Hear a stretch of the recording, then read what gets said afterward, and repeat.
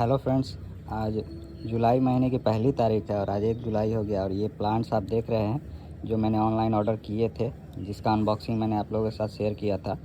और आज मैं इसे रिपोर्ट करने जा रहा हूँ। मैं इसे रात भर के लिए ये फंगीसाइड में डाल के रखा हुआ था और आज सुबह मैं इसे पॉट करने जा रहा हूँ।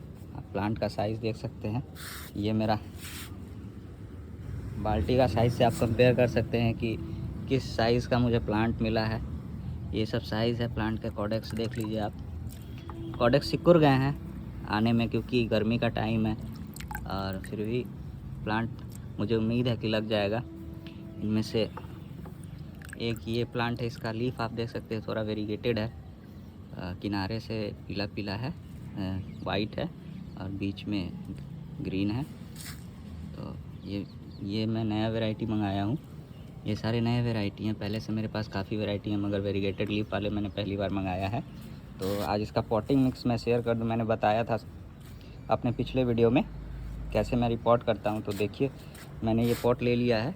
ये अभी मेरे नए पॉट मैंने ऑर्डर किया हुआ वो आए नहीं, तो मैं पुराने वाले ही मिट्टी वाले पॉट में इसे पॉट कर रहा हूँ।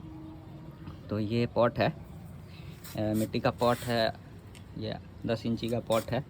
इसी में मैं कर रहा हूँ। अभी मेरे पास यही पॉट अवेलेबल है और इसमें मैंने देखिए क्या क्या मिलाया है। ये एक पार्ट थोड़ा सा बोन मील, इप्सम साल्ट, ये नीम खल्ली है। नीम खल्ली ज़्यादा नहीं देना चाहिए, इससे फंगस बनता है। और ये थोड़ा सा मैंने सीवीड लिया है। सीवीड है, इस पर फंगीसाइड का कोटिंग है, अच्छी क्वालिटी का सीवीड है। और ये मुझे इस बारी जब मैं खाद वगैरह लेने गया था तो दुकान वाले ने मुझे माइक्रो न्यूट्रेंट बोल के दिया। मैं पहली बार लेके आया हूँ ये, तो मैं पहली बार यूज़ कर रहा हूँ, इसलिए मैंने ज़्यादा नहीं लिया है, थोड़ा सा ही 2 चुटकी लिया हूँ। और ये चीज़ें मैंने अभी इसमें मिलाऊंगा। और इसके साथ साथ मैंने एक पार्ट, ये 3 इंची का पॉट है, ये देखिए, एक पार्ट मैंने कोकोपीट का लिया है। ये पिछले साल का ही मेरा जो मिट्टी बचा हुआ था, ये सैंड कह लीजिए, क्योंकि मेरा तो रेतीला मिट्टी होता है, एकदम बिल्कुल भुरभुरा, एकदम रेत ही है, महीन रेत वो है। और ये वर्मी कंपोस्ट है, वर्मी कंपोस्ट है। वर्मी कंपोस्ट फ्रेंड्स बहुत तरह के आते हैं मार्केट में। मैं जो यूज़ करता हूँ ये बिल्कुल लाइट होता है और ये सूखने पे हार्ड नहीं होता है। बहुत सारे वर्मी कंपोस्ट सूखने पे हार्ड हो जाते हैं एकदम मिट्टी की तरह। तो ये वैसा नहीं, ये अगर ड्राई भी हो जाता है, कभी कभी पड़े बच जाता है तो पड़े पड़े सूख जाता है।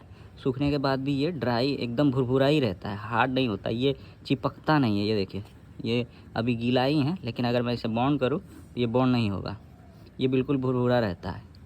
तो इस कारण से ये सॉइल मीडिया को हार्ड नहीं होने देता है और बिल्कुल भुरभुरा रहता है। ये अडेनियम के लिए एकदम बेस्ट होता है। और फंगीसाइड, अभी बारिश का सीज़न है तो फंगीसाइड मिलाना ही मिलाना है।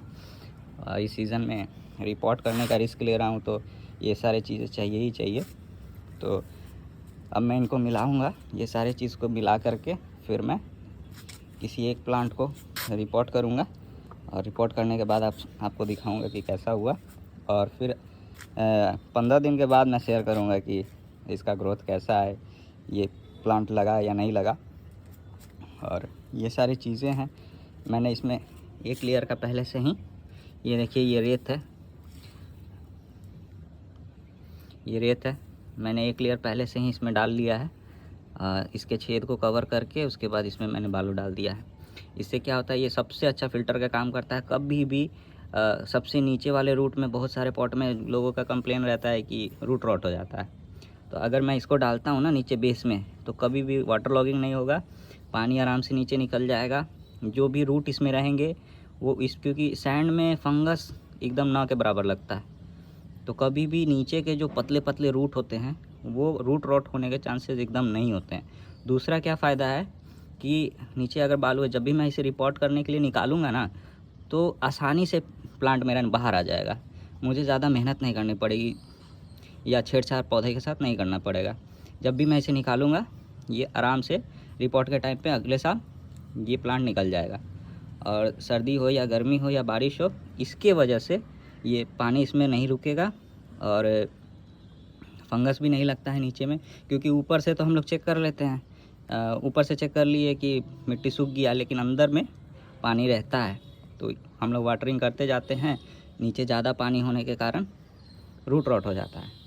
तो ये इसीलिए मैं लगा एक लेयर ये बालू का सैंड का मैंने कर देता हूँ, क्योंकि इससे फ़िल्टर भी होता है और नीचे के जो पतले रूट होते हैं वो रूट रॉट या गलते नहीं हैं। तो ये मेरा टेक्निक है।